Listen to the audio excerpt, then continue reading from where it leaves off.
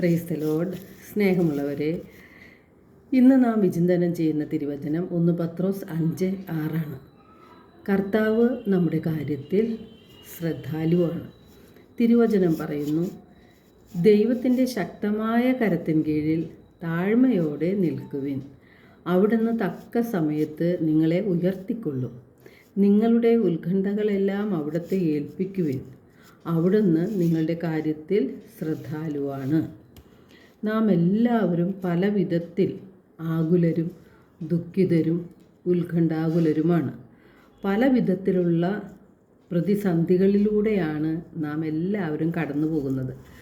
രോഗങ്ങളായും സാമ്പത്തിക ബുദ്ധിമുട്ടുകളായും കുടുംബ പ്രശ്നങ്ങളായും മക്കളുടെ വിദ്യാഭ്യാസത്തെ ചൊല്ലിയും അവരുടെ ജോലിയെ പറ്റിയും എല്ലാം നാം ചിന്തിച്ച് വളരെയേറെ ഉത്കണ്ഠാകുലരാണ്. എന്നാൽ കർത്താവ് നമ്മോട് ചോദിക്കുന്നുണ്ട്, എനിക്ക് അസാധ്യമായി എന്തെങ്കിലും ഉണ്ടോ? ദൈവം എല്ലാം കാണുന്നുണ്ട്, അറിയുന്നുണ്ട്. നമ്മുടെ എല്ലാ പ്രശ്നങ്ങളെയും പരിഹരിക്കാൻ ദൈവത്തിന് കഴിയും. സൂര്യനേക്കാൾ 10,000 മടങ്ങ് പ്രകാശമുള്ള ശക്തിയുള്ള കണ്ണുകളാണ് ദൈവത്തിൻ്റേത്. നമ്മുടെ ഹൃദയത്തിലെ ചിന്തകളും വിചാരങ്ങളും ഭാവനകളും എല്ലാം കർത്താവ് അറിയുന്നുണ്ട്. കർത്താവിന് നമ്മെക്കുറിച്ചൊരു പ്ലാനും പദ്ധതിയുമുണ്ട്. അത് നമ്മുടെ നാശത്തിനുള്ളതല്ല, ക്ഷേമത്തിനുള്ള പദ്ധതിയാണ്. കർത്താവിൻ്റെ പ്രവർത്തനത്തിനായി, കർത്താവിൻ്റെ സമയത്തിനായി നാം ക്ഷമയോടെ കാത്തിരിക്കുകയാണ് വേണ്ടത്. ദൈവത്തിൻ്റെ ശക്തമായ കരത്തിൻ കീഴിൽ നാം താഴ്മയോടെ നിൽക്കുമ്പോൾ തക്ക സമയത്ത് ദൈവം നമ്മെ ഉയർത്തിക്കൊള്ളും. ജെറമിയ 29:11 കർത്താവ് അരുളി ചെയ്യുന്നു, നിങ്ങളെക്കുറിച്ചുള്ള പദ്ധതി എൻ്റെ മനസ്സിലുണ്ട്. നിങ്ങളുടെ നാശത്തിനല്ല, ക്ഷേമത്തിനുള്ള പദ്ധതിയാണ്. നിങ്ങൾക്ക് ശുഭകരമായ ഭാവിയും പ്രത്യാശയും നൽകുന്ന പദ്ധതി.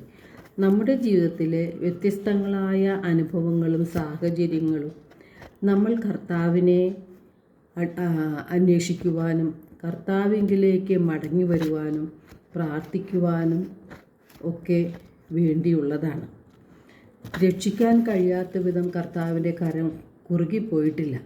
കേൾക്കാനാകാത്ത വിധം കർത്താവിൻ്റെ കാതുകൾക്ക് മാന്യം സംഭവിച്ചിട്ടില്ല. നാം എന്താണ് ചെയ്യേണ്ടത്? തിരുവചനം വളരെ വ്യക്തമായിട്ട് നമ്മോട് പറയുന്നുണ്ട്. വിശുദ്ധ മത്തായി സുവിശേഷം 6:33 തിരുവചനം പറയുന്നു, നിങ്ങൾ ആദ്യം അവിടുത്തെ രാജ്യവും അവിടുത്തെ നീതിയും അന്വേഷിക്കുക, അതോടൊപ്പം മറ്റുള്ളവയെല്ലാം നിങ്ങൾക്ക് ലഭിക്കും. അപ്പോൾ അതിനാൽ നാം ആകുലരാകരുത്. നാം അവിടുത്തെ രാജ്യവും അവിടുത്തെ നീതിയും അന്വേഷിക്കുന്നവരായി മാറണം. ഇതെപ്രകാരമാണ് സാധ്യമാകുന്നത്? നമ്മുടെ ഹൃദയത്തിലെ ദുഷ്ടചിന്തകളും അകൃത്യങ്ങളും നാം ഉപേക്ഷിക്കണം. നമ്മുടെ വാശിയും വൈരാഗ്യവും വിദ്വേഷവും പ്രതികാര ചിന്തകളും എല്ലാം നാം ഹൃദയത്തിൽ നിന്ന് മാറ്റി ഹൃദയത്തെ നിർമ്മലമാക്കി എളിമയുടെ തലത്തിലേക്ക് നമ്മുടെ ഹൃദയത്തെ കൊണ്ടുപോകണം. നമ്മെ വേദനിപ്പിച്ചവരോട് ആത്മാർത്ഥമായി ക്ഷമിക്കുവാനും അവർക്ക് നന്മകൾ ചെയ്യുവാനും നാം തുടങ്ങുമ്പോൾ നമ്മുടെ കാര്യത്തിൽ കർത്താവ് ഇടപെടുന്നത് കാണാം. നമ്മുടെ ഇടയിൽ കർത്താവിൻ്റെ അത്ഭുതങ്ങൾ കാണുവാനും അനുഭവിക്കുവാനും നമുക്ക് സാധിക്കും. എല്ലാ പ്രശ്നങ്ങളും കർത്താവ് പരിഹരിച്ച് തരികയും ചെയ്യും. തക്ക സമയത്ത് കർത്താവ് നമ്മെ ഉയർത്തിക്കൊള്ളും.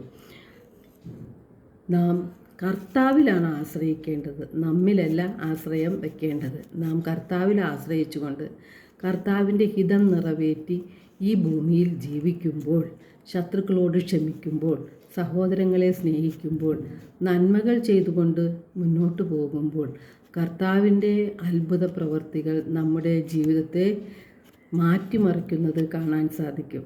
എല്ലാവർക്കും ഒരു നല്ല ദിനം ആശംസിക്കുന്നു. ദൈവം നമ്മെ ഓരോരുത്തരെയും സമൃദ്ധമായി അനുഗ്രഹിക്കട്ടെ.